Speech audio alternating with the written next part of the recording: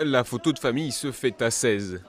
Seulement 16 dirigeants de l'Union européenne pour tenter de dissiper les tensions sur la question migratoire.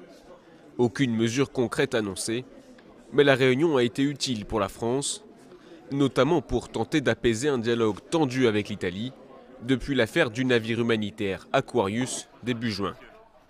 Je me réjouis que nous ayons eu une approche d'ensemble, c'est-à-dire que nous ne soyons pas focalisés sur un seul des aspects justement migratoires, mais que nous ayons eu une approche d'ensemble traitant des solutions externes, de l'entrée et de la protection des frontières, et de solutions internes, c'est-à-dire des mouvements secondaires. Mais pour Angela Merkel, les positions des pays membres sont si différentes qu'il va falloir négocier à plus petite échelle. Dans la mesure du possible, nous cherchons à trouver des solutions européennes. Et lorsque ce n'est pas possible, nous voulons rassembler ceux qui partagent les mêmes objectifs et développer un cadre d'action commun. Tous les pays européens sont d'accord pour renforcer les frontières de l'Union, mais l'accueil des migrants arrivant en Europe, comme la gestion de ceux qui sont arrivés, continue de diviser.